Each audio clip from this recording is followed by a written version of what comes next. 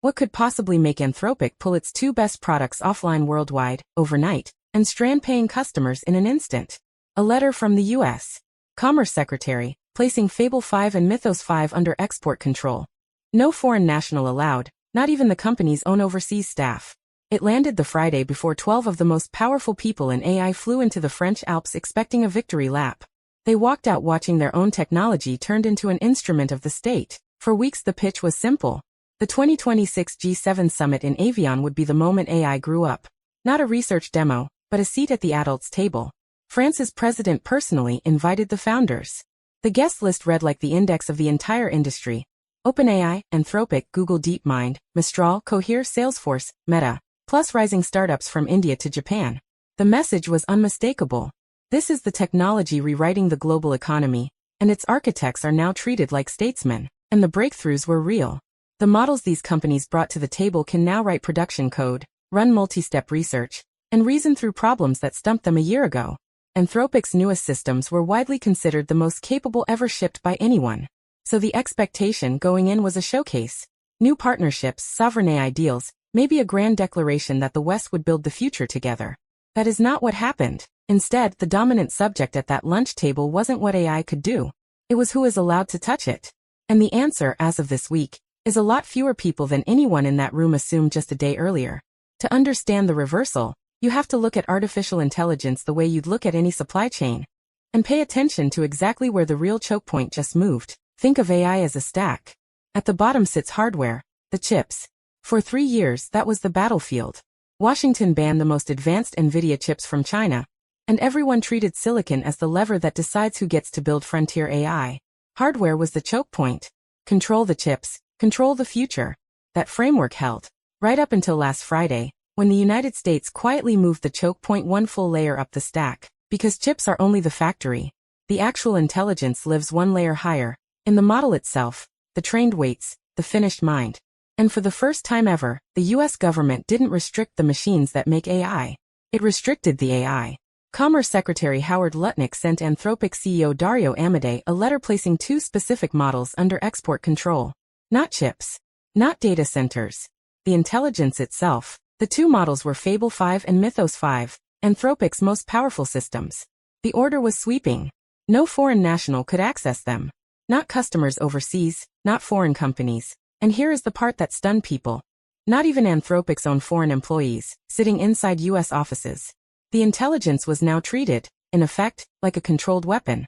And Anthropic had a decision to make in hours, not weeks. So on Friday the company did something almost unheard of in tech.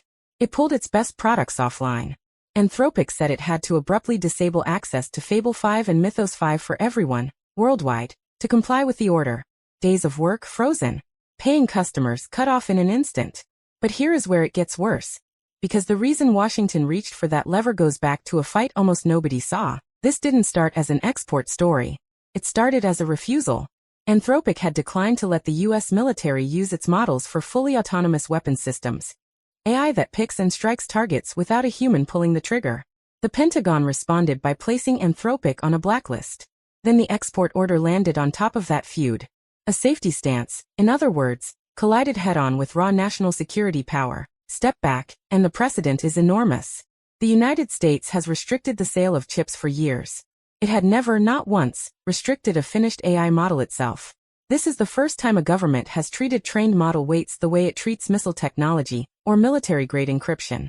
The thing being controlled is no longer the tool that builds intelligence. It is the intelligence. That is a line the entire industry just watched get crossed. And that brings us back to the lunch table in Avion. Because here is where it gets really uncomfortable. The leaders sitting there weren't America's rivals. They were America's closest allies: France, Britain, Japan, Canada, Italy, Germany. And in the span of a single conversation, they all did the same quiet arithmetic at exactly the same moment. If Washington can flip a switch and cut off its own allies from the most powerful AI on Earth, overnight by letter, with no warning and no appeal, then every nation leaning on American models is really leaning on American permission.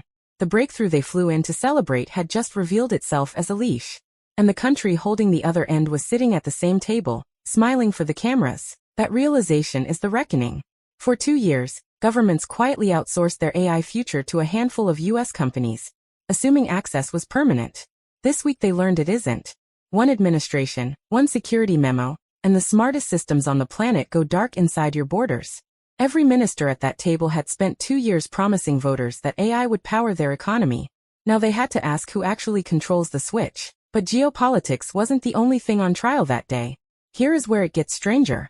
While the founders expected to talk about capability, the G7 spent its energy on damage. The leaders issued a joint declaration on online safety, and look at what they specifically named: conversational chatbots and synthetic child sexual abuse material. Not the promise of AI. Its harms. The summit produced commitments on age verification, on what chatbots are allowed to do around minors, on frontier risk in cyber and biology. By multiple accounts, Sam Altman's own top priority going in wasn't a product at all. It was protecting children online. Think about that. The most powerful builders in the field walked into the room, and the agenda was guardrails, not glory. So both stories pointed the same direction. From the outside, governments realized they could be cut off from AI at any moment. From the inside, they realized the technology already needs fencing in. Either way, the mood everyone predicted, triumph, never showed up. What showed up instead was the bill. 2 years of relentless hype, and the adults in the room finally started counting the costs. Here is the part the headlines undersold. As of today, Fable 5 and Mythos 5 are still dark outside the United States. Days later, 2 of the most advanced AI systems ever built remain switched off for most of the planet. And every allied government is now quietly asking the same question. Do we keep renting our intelligence from Washington, or do we spend the billions it takes to build our own? And that one question reprices everything. If model access can be revoked by decree, then the value of a frontier model isn't just how smart it is. It's how reliably you're allowed to use it. Sovereignty just became a feature. Expect Europe, Japan, and India to pour money into homegrown models, not because theirs are better, but because theirs can't be switched off by a foreign letter.